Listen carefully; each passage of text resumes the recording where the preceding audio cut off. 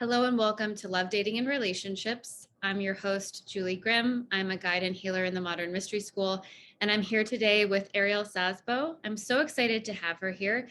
Ariel is a midwife of sexual healing, reclamation, and transformation. So thank you so much for joining, Ariel. So good to have you today. Oh, thank you for having me. It is an honor to be here with you.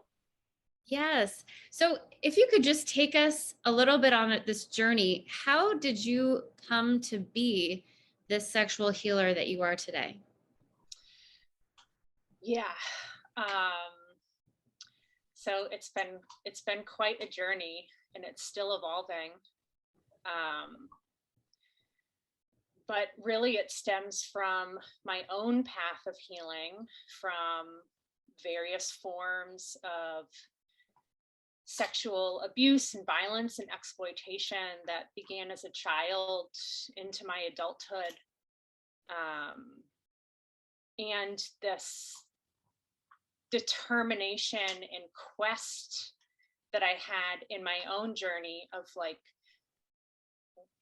knowing that there was another way that I could be, because I was so closed off emotionally from myself and from other people, really struggling in relationship, in intimacy, really struggling sexually, and desiring something different and trying so many different things over the years, and finally finding some things that work, at least for me, and then wanting to share those things with the world, and really in my own evolution, just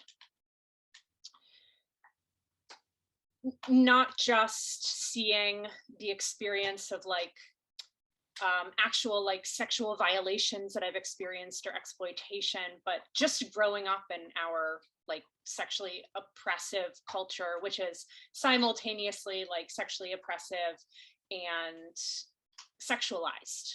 Distorted. That's what I always say.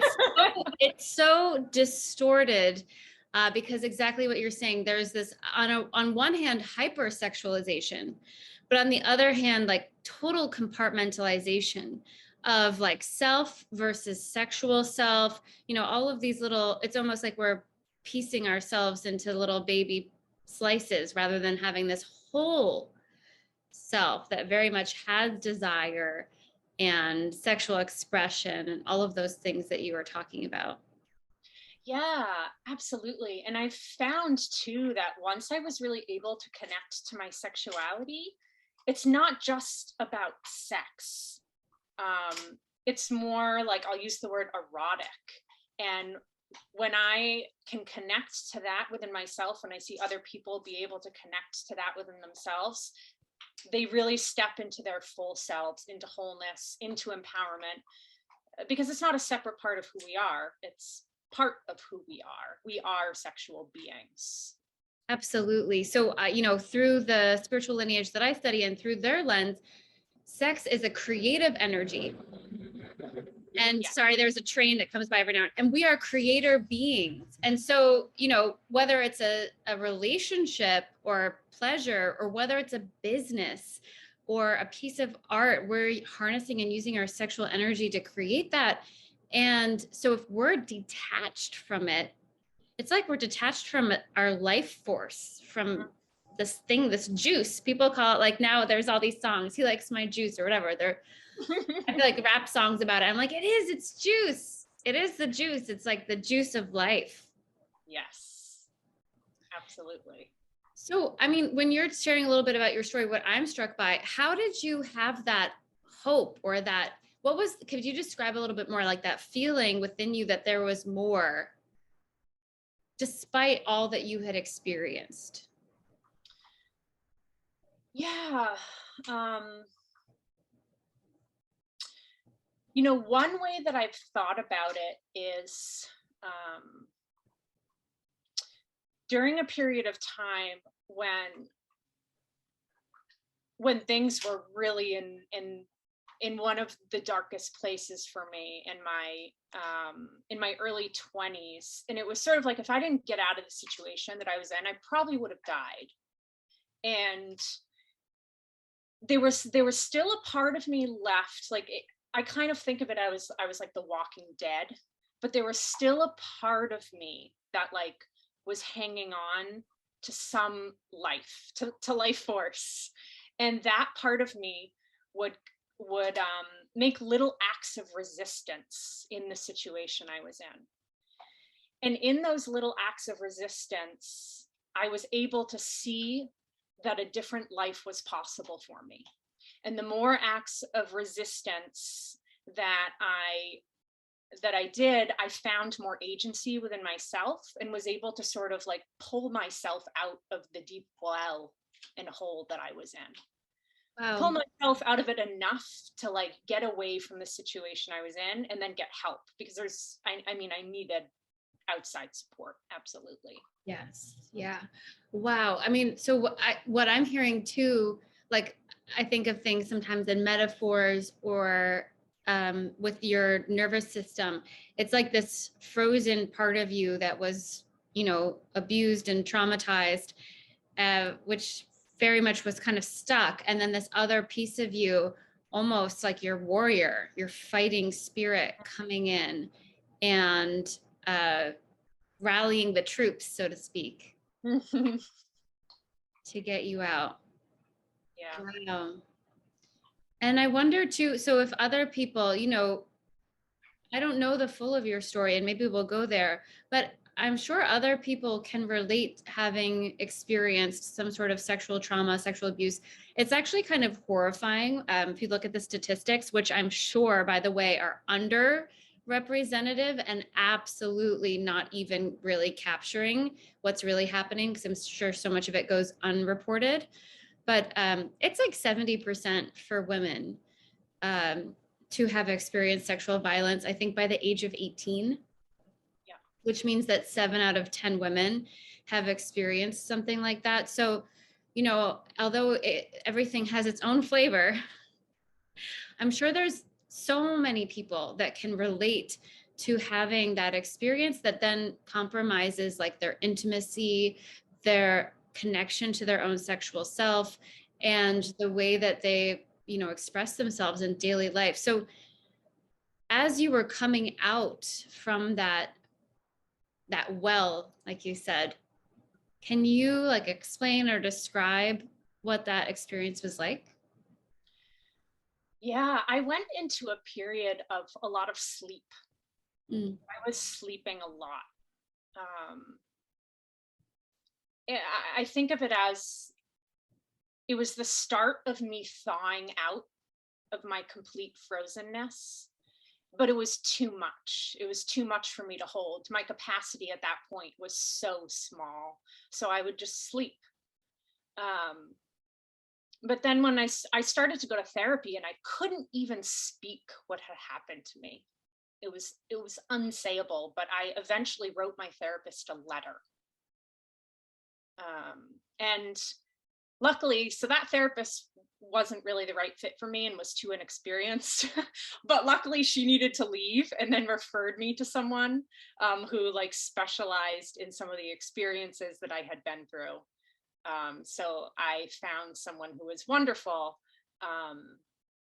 Yeah, and then slowly, my journey of healing really started with talk therapy, and just being in a space with someone where I could unwind the shame enough to start to open up a little bit. And yeah, I mean, as the years went on, I mean, there's, it's like there's so many different parts of the story. I don't even really know where to go with it. But I started adding in other modalities, and different things happened in my life that I almost think of as like initiations to like some health issues that, although they weren't related to the sexual violence, they opened me up in this way and shook up my identity in a way that I needed to be shaken up. That's powerful. That's so powerful. I mean, it goes back to our sexuality is part of us. It's an integral part of us. It is not separate. And so where we have blocks there, shame and other traumas which have kept us frozen and kept that energy locked up, it will show up in life. I know when I was when life was trying to show me something I did not want to look at about my sexual energy, I experienced actually a lot of financial stress, a ton of financial stress, to help me unlock what the stress was really about, like deeper fears about not being safe. Yeah. I was very good at denying at that point in my life. So I didn't really get the message at that time fully. And then only later, when my financial situation and other things like personal independence, where I had a lot more personal independence, so I could really actually tell myself the truth about what had happened, Yep. and bring in that memory, the memories and the emotions and everything that I needed to look at, and clear it. But it is interesting because life will hand you the experiences to help unlock Yeah. those stories. And then it's still up to us. We can deny them Yeah. or push them back and say it's too painful, it's too hard, whatever it might be. And for me, like, that's okay. That's where I was at. But eventually it will come around. Yeah, absolutely. And when I hear you say the words like memory and unlock, I think about my own particular experience, which I know is really common for a lot of childhood sexual abuse survivors, that I didn't remember anything about that until much later in my life. Oh Um, yeah. So I was sexually abused as a child, and after I remembered it, I started reading everything differently. And maybe this has happened to you too. There's all that sex advice, and oh my God, I read that when I was little. And all this, even people that I follow who are very mainstream, and I'm sure that they're doing good work, but I just I see a different side of everything now. And it says, 50% of women can't orgasm. I'm like, 50% of women have been sexually abused as children. That's what I read right there, and don't remember it. Right. And that's my opinion. And maybe other people listening don't agree with that, which is totally fine. But just simply after seeing in myself the changes that have occurred once I started to accept those memories and the pain that was locked away with that, I also opened my sexual energy so that I could flow it and flow with pleasure and without as much shame as I used to carry in that part of me. And so, great, like bring a vibrator to bed, sure. Like spice up your night with role play, sure. But also, if there's huge amounts of, not necessarily huge, but if there's any sexual trauma, which unfortunately a huge percentage of people have experienced, that might actually be the key versus a vibrator. right.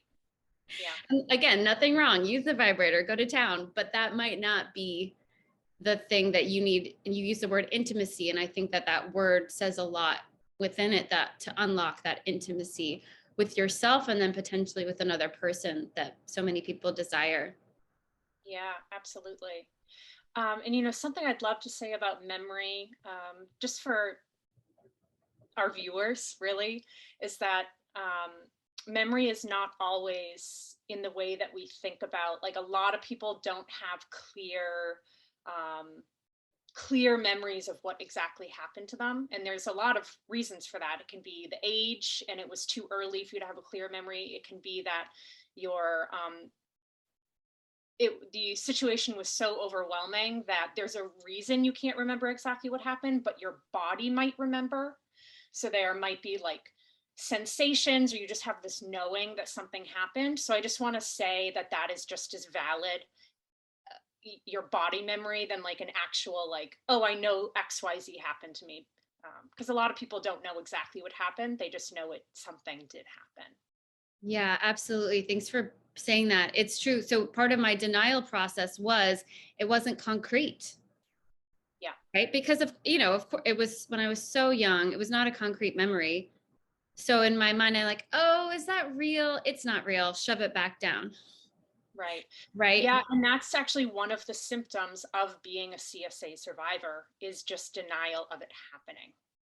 Right. From my perspective too, and I'm not an expert in any way, shape, or form, but from my perspective too, there's the abuse, and then there's the cultural denial of the abuse, which is extremely endemic. We deny it within ourselves, obviously, but unfortunately, that denial is perpetuated, and therefore the abuse is allowed because of huge cultural denial. Huge denial that this is a reality, that this is even an issue, that this is happening. And so, that denial is actually equally responsible in a way for the perpetuation and the allowing of this abuse to continue, which is really unfortunate in our world. Yeah. Yeah, it's there's a lot there to grieve about. It's really upsetting. And But there's also, and from both of our stories, and honestly, yours so much more powerful, but also so much hope, right? Because if people are experiencing blocks in their intimacy, issues with their sexuality, their connection to their erotic self, like you were talking about, that piece, that small voice, or maybe really loud, like there's more. This doesn't have to be the way that it is.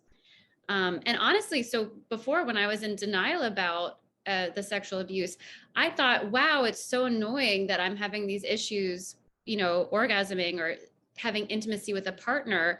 I was working on it. I was working very hard, having no idea what I was really working on at all. And so, it's just interesting because if you already know, great. And, there's so much that you can do with that already. Knowing is not the whole battle, right? That's a piece of it. But even if you don't know, but you're simply seeking to understand yourself, there's also a lot of hope within that situation. Yeah. Things can be different. Things can definitely be different. So I'm curious, I mean, you work with people, and it sounds like your work is a little bit of a mixture of therapy and, can you tell us a little bit more about how you work with people, what you offer? Yeah. So I am not a therapist. I'm trained as a somatic sex educator. I've also done a training with the Somatic Psychedelic Institute, and I'm currently in training with the Polaris Insight Center for ketamine assisted psychotherapy. But I really support people. Everything I do, whatever modality we're using, where we're really just deepening your relationship, your capacity for a relationship with yourself and with other people. And that can look so many different ways for different people, but it's a process of becoming embodied. So many people are so disconnected from their bodies, whether they've experienced sexual violation or not. So I offer body-based exercises and experiences. And it can be so many different things. It can be breath work. We can use client-directed conscious touch, movement, visualization, ritual. Yeah, and really the process always starts with building empowered voice and choice. So really doing exercises when I work one-on-one with people, um, to practice saying no. What does it even feel like to say no? What happens somatically in your body when you say no? What about receiving a no? What does it feel like in your body when you feel no to something, or when you feel yes? Or what about maybe? Like learning your embodied yes, yes, no, and maybe, so that you can really start to understand what your boundaries are. And then from there, learning to honor them, use your voice to communicate with another person. So building all the skills of empowered choice and voice and communication. And for a lot of people, it's building the skills of what do I even desire? So many people come in and have no idea what they even want. Yes, I can totally relate to that and also see that in other people. And it makes so much sense, especially when we're talking about sexuality, where those desires have been violated, and we don't feel safe or comfortable to have desires, let alone honor them, let alone voice them. But from my perspective, again, desire is your soul. It's your spirit self wanting to create, wanting to express. And so when we don't know what our desires are and we don't honor them, however silly they might be, sometimes our desires, this is the talk that happens to me, like the desire feels, it's not logical. It doesn't always make sense. And it to yourself, let alone another person. And yet it's so potent and powerful. It's like the magic of your life. So honoring our desires, even if they might feel silly or wrong, that's a really big energy that can come up. Right. And yeah, there's two things that brings up for me. I mean, one, also the connection between desire and our life force, our eroticism. Desire comes from that. And there's this quote that I love from Adrienne Marie Brown. What would I be doing with my time if I made decisions based on a deep, erotic, orgasmic yes? I love that. Perfect. It summarizes everything. Everything. Yeah. And just for myself, for you, but for everybody, think about all the ways that we spend our time. What would the world look like if every person collectively decided to live their life from the space of a deep, orgasmic, blissful yes. Yes. Yes. Wow. So much magic. Yeah. And the other thing that brought up for me is, for a lot of people who have been abused, they can have couplings with desire. So experiencing and having a need, a desire, or being aroused can be coupled with fear, terror, with abuse. So there can be some work that we need to do around uncoupling those two things. And often, like, that can be why it's so hard sometimes for a survivor to orgasm, because being aroused also creates like terror or anxiety and a feeling of unsafety. So how are you supposed to have an orgasm if you're feeling unsafe? Right, exactly. I mean, that was a huge piece for me, that it was like overwhelm. It put my body into overwhelm. Yeah.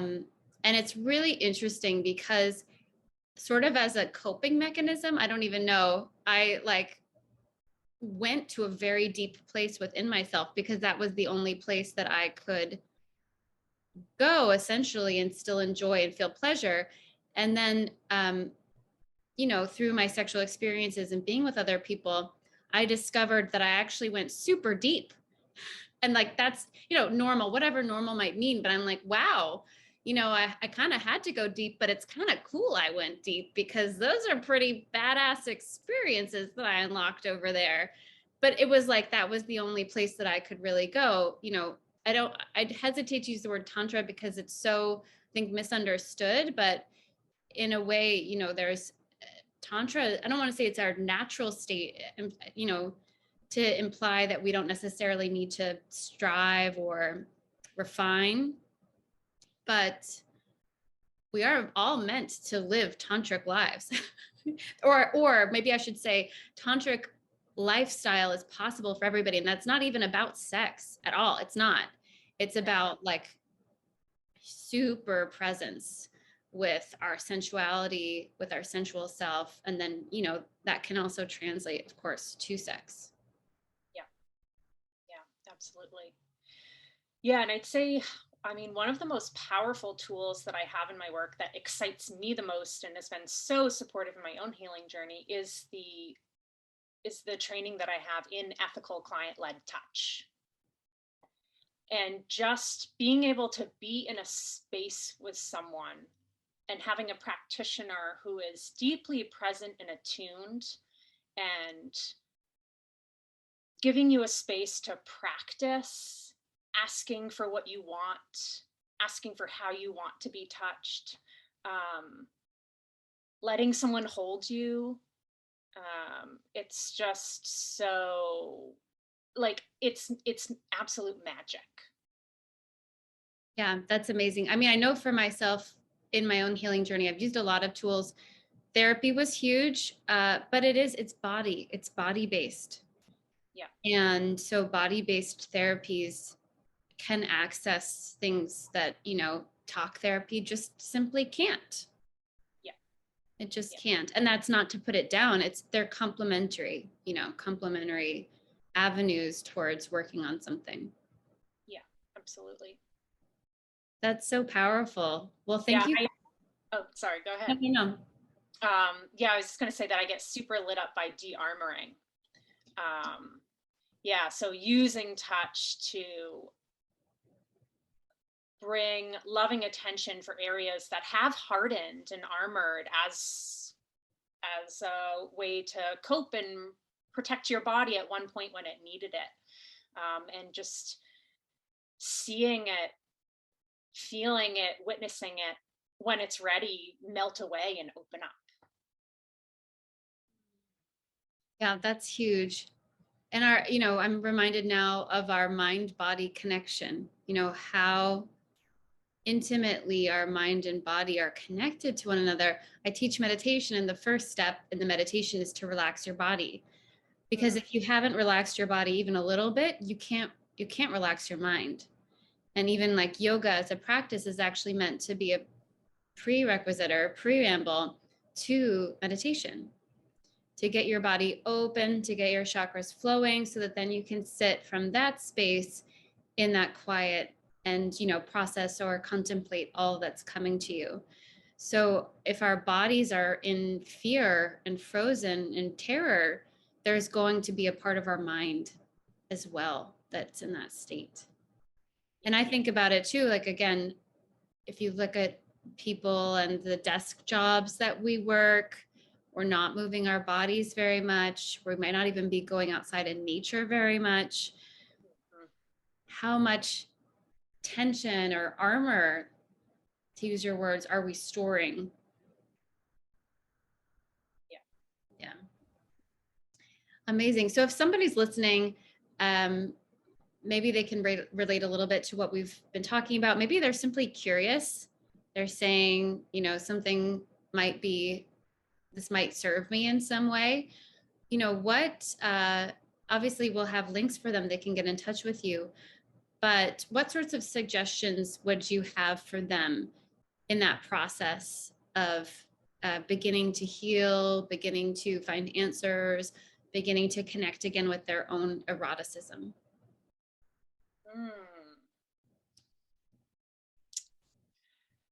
Well, for someone who wants to try something on their own, highly recommend starting a mindful erotic practice. So this is really like, it's setting aside time,